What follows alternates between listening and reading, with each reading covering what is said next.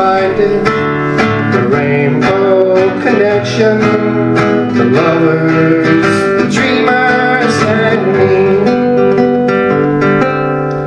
Someday you'll find it, the rainbow connection, the lovers, the dreamers, and me.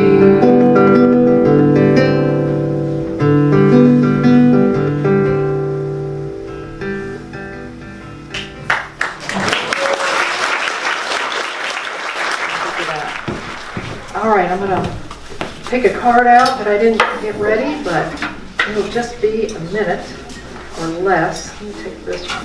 Let's see who this is. Oh, man. They signed it, but the initials are KB. So you can hide. KB. I don't know who that is. KB. Whose name is KB? No one's gonna. Yeah. Okay. All right.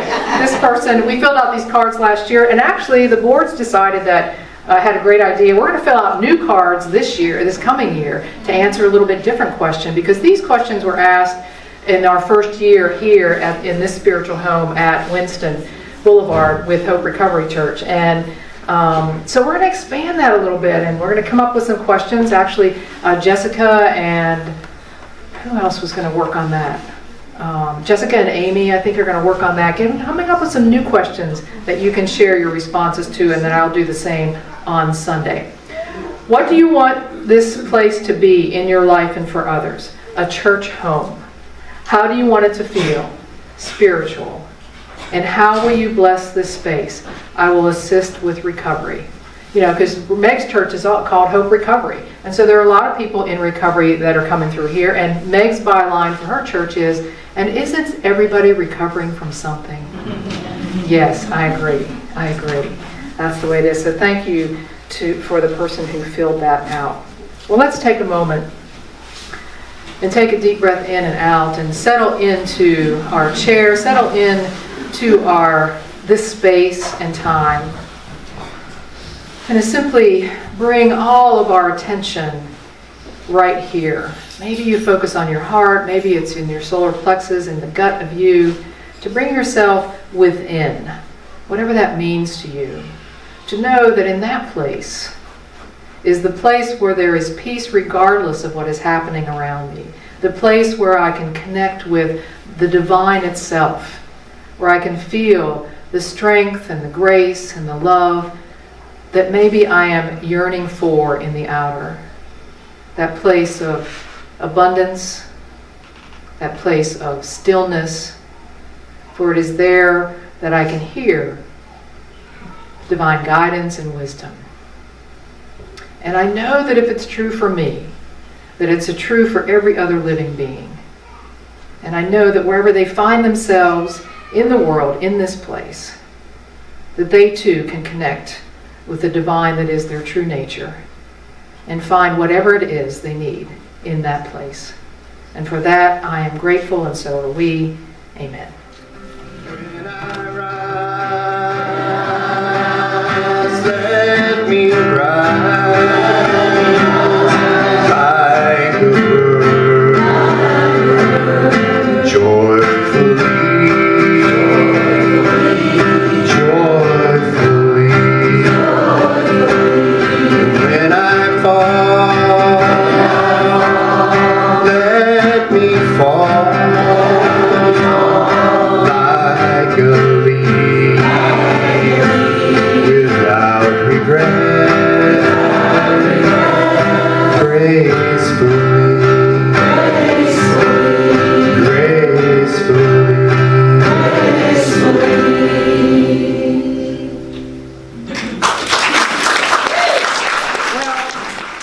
Today, I want to tell you a story.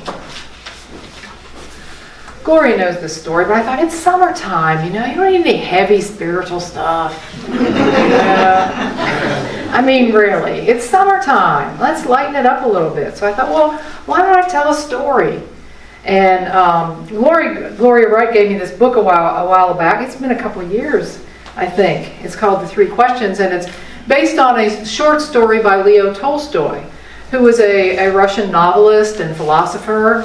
And his story was a little more complex probably than this story, but John J. Muth took that story and took the base of the story and put it into a children's book. And I thought, oh, well, we can understand that then. We're probably okay with this, with the children's wisdom book. And so I thought, well, why don't I just tell this story? I mean, this is, like I said, the summertime, and why shouldn't I do that? Originally, Tolstoy published this in 1903, but I want to read you John Muth's story as it goes. It's a beautiful book, by the way. It's called The Three Questions. And he names the characters in this book after a lot of Russian characters to pay homage to Leo Tolstoy. In fact, the wise turtle in the story's name is Leo, of course. Okay, so that's nice. But there once was a boy named Nikolai who sometimes felt uncertain about the right way to act. Well, right there it catches you, right? I mean, have you ever been wondering about the right way to act? He says, I want to be a good person, he told his friends, but I don't always know the best way to do it. All right? And Nikolai's friends understood and they wanted to help him. So Nikolai says, if I could only find the answer to these three questions. Look how beautiful this book is, by the way. It's gorgeous. It's gorgeous. He said, here's the questions. When is the best time to do things? Who is the most important one? And what is the right thing to do? All right? When is the best time? Who is the most important one? And what is the right time to do?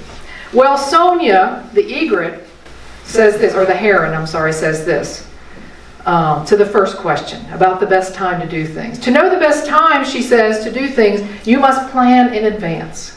Well, I like Sonia because I'm a planner.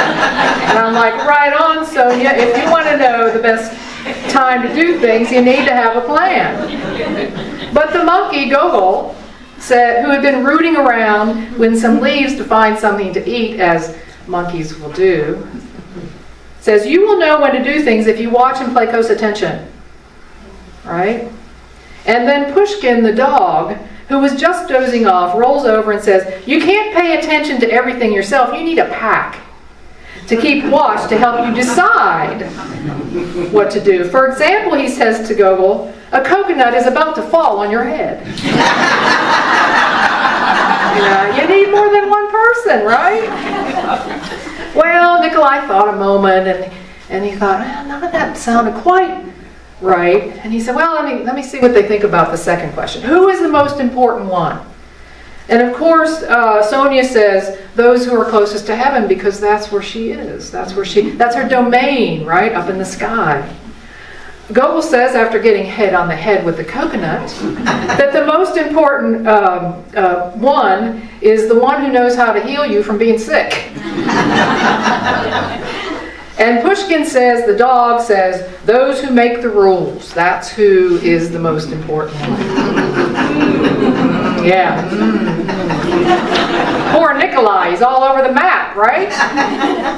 He thought some more and he asked his third question. He said, well, what is the right thing to do? And Sonia says, the bird, flying. Flying's the right thing to do. The monkey, Gogol, says, having fun all the time, that's what's to do. And the Pushkin dog says, fighting, being out there and fighting. That's the right thing to do. Well, he thought for a long time about this, and he loved all his friends, and this is what we do, right? We go to our friends to ask for advice, and then we typically ignore it. Or maybe not always. I found myself a lot of places in this story. But he knew that their answers weren't his answers. Like, it wasn't quite right. And then an idea came from me. He thought, I know what I'll do. I'll ask Leo the turtle. I mean, this turtle is an old turtle. Certainly he will have the answers that I'm looking for. All right? So Nikolai hikes way up in the mountains to find the old turtle, Leo, who is digging in his garden. Now, this is an old guy, right? He's an old guy, and he's trying to dig at the top of the mountain. I'm thinking, yeah, have you ever tried that? Digging where it's really hard? But he found him there, and he said, I have 3 questions that I came to ask for your help with. When is the best time to do things? Who is the most important one? And what is the right thing to do? Well, as all great masters might have reacted to that, he sat down, the turtle did, and smiled. Nikolai, seeing that, said, thought to himself, well, if I pick up this shovel, I can probably finish his garden a lot quicker than he can. He's an old turtle, and he's a turtle. I'm a young boy, so he picks up the shovel, and he finishes the garden pretty quickly. It's easier for him to dig, and digs until those rows are finished. And just as they're finishing, isn't any good storybook, it never ends there, right? Just as he's finished, the wind started to blow wildly, and the rain burst from the clouds, and so they started on the path back to Leo's cottage. But something caught Nikolai's attention. He heard this crying through the wind. And he ran down the path, and he found a panda who had gotten his leg caught under a falling tree branch. And so this is what he found, the panda laying in the wind, laying in the forest with the tree branch on top of his leg. Well, of course, Nikolai did what any of us would do, and he carefully, with great effort, carried the panda back to Leo's house. Right? And not only did he carry the panda back, he put the panda in the bed, he put a splint on the panda's leg, he soothed the panda as the panda laid in the bed. And then, with the storm raging on, finally the panda wakes up. The panda wakes up and he looks at Nikolai and he says, "Where am I? And where is my child?" Oi! Yes! Where's my child? So Nikolai runs out of the cottage, down the path, the roar of the storm is deafening, and finds the baby panda in the woods. Brings the panda back to the mother, reunites it with the mother, and all is well, right? Whew, a breath of relief. Leo smiled again. See, that's what Master... So go to that friend, the one that goes... Smiled at what the boy had done and gave him a nice hot cup of coffee or tea or soup, right? And was happy with what he had done. So the next day was nice and bright and sunny, and his friends come looking for him, right? Because they haven't seen him. They got caught in the storm, and so they all come up there, Sonia and Gogol and Pushkin, and they're seeing what's happening. They're ready to take him back home. But the boy felt really a great peace within himself. He had these wonderful friends. He had saved the panda and her child. But he also felt disappointed because he had still not found the answers to his 3 questions. So he asked Leo one more time. And the old turtle looked at the boy and said, "But your questions have been answered." "They have," said the boy, said Nikolai. "And here is the answer." He said, "Yesterday, if you had not stayed to help me dig my garden, you wouldn't have heard the panda's cries for the help in the storm. Therefore, the most important time was the time you spent digging the garden." "The most important one at that moment was me," Leo said, "and the most important thing to do was to help me with my garden. Later, when you found the injured panda, the most important time was the time you spent mending her leg and saving her child. The most important ones were the panda and her baby, and the most important thing to do was to take care of them and make them safe." Remember, then, that there is only one important time, and that time is now. The most important one is always the one you are with. And the most important thing to do is to do good for the one who is standing at your side. For these, my dear boy, are the answers to the what is most important in this world. This is why we are here. Yeah? Isn't that a great book? Yeah. So, certainly this story is about the most important. It doesn't say the only important. Because somebody's going to say, well, does that mean I don't have to? No, the most important. Not the only thing that's important. It's an important distinction because, of course, there are other things that are important. But the most important, and what this story is asking us to consider, is the richness of living in the moment now. The richness of being present to what is in front of us instead of letting our mind carry us somewhere else. You know, the best time to do things is now, right? But this idea of time, like you run into something like the turtle digging the garden, you're like, you know, this wasn't on my calendar. No, I didn't put time in my schedule to stop and dig a garden today. I just need the answers to my questions. You know, that's what we think about time. To me, it was telling me, you know, why do you schedule yourself so tight all the time? What do you mean you don't have the time? That's a construct. Okay, maybe I'm late for some appointment. Well, you're late then. Because the most important time is right now, where you are. You know, it called me to lighten up on the schedule thing. You know, why am I leaving my house and, you know, having to wave on the way out when somebody wants to talk? I'm like, gotta go. Well, that's the most important there. The most important time is now. It's never not now. It's never not now. The best time and the most important time to do things is now. It's why we're here, to be where we are. That's what this story is saying. So, in any moment, I think it is true that the most important one is the one in front of you. How could it be any other way? What if the entire universe has conspired to bring this, and you just ignore it? You know, like, well, what if you just decided that that is the most important one? Like I said, not the only one, but the most important one at that moment in time. I don't know how it could be any other answer than that. And a lot of times I don't do that. Yesterday after our training, Anna was trying to talk to me about some things, and I kept glancing out the window at Renee, and then I was glancing behind me at Meg, and afterwards I thought, you know, I did not make her the most important one. I was checking this out and going over here, and I do that sometimes, so I'm sorry, Anna. You know, I was mostly present, maybe 85%, but I wasn't 100% there. I wasn't there. She probably felt it. She probably was afraid to say something. But the most important one is that in front of us. Not to ignore, not to, that one. That one. Because it's why we're here. I mean, it's why we're here. For that one in front of us, right there. So, what is the right thing to do? You know, we struggle with this all the time, don't we? People, you know, I'm a life coach too, and people go, I don't know what to do about this, you know, and we wring our hands, and I don't know what to do, I always say, yes, you do. And they don't believe me, you know.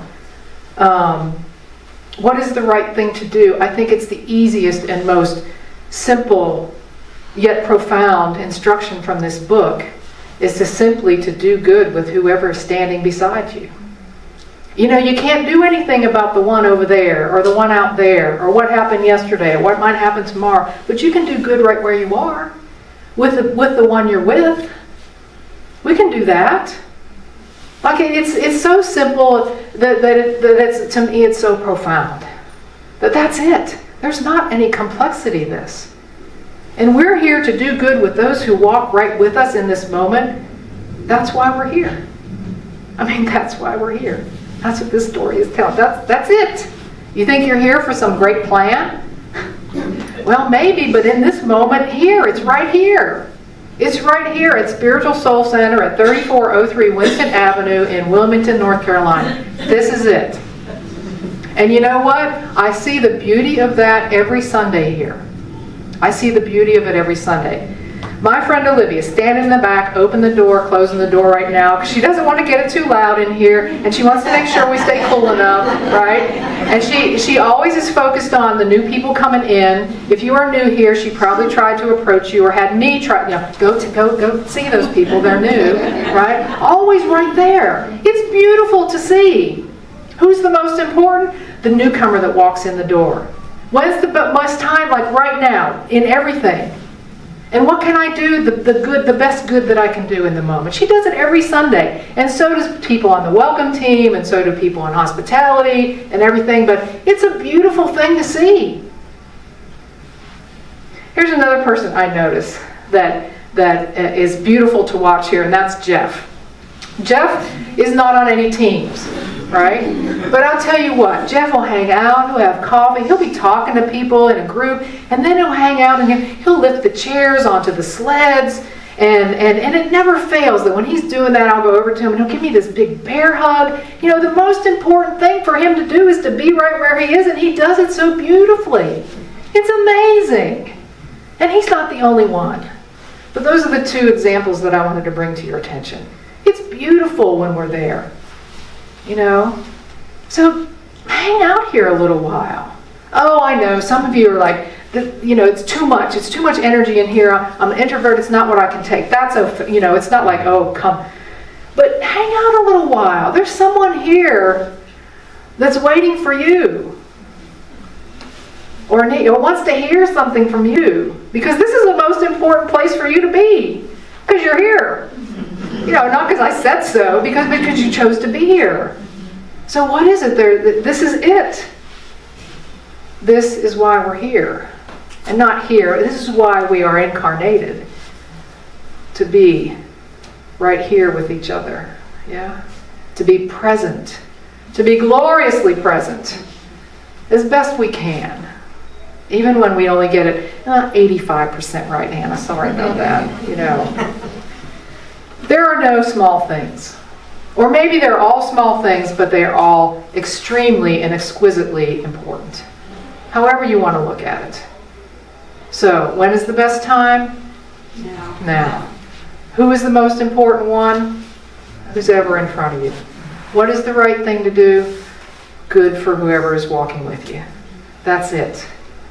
I'm glad we didn't have to read The Complexities of Leo Tolstoy's story, although I'm inclined to want to go in that direction, but I'm grateful for John Muth for putting it in a way that we can understand it easily. So let's take a little time for meditation this morning and think about these answers to these questions. And not just think about them, but to decide maybe to act on these answers. To remember, that's the first thing we've got to do, is to remember. To remember what is the best time. Who is the most important one? And what is the right thing to do? So breathing in and breathing out. Let's just sit a little while together. Relaxed, open, receptive, maybe even with a little smile on our face.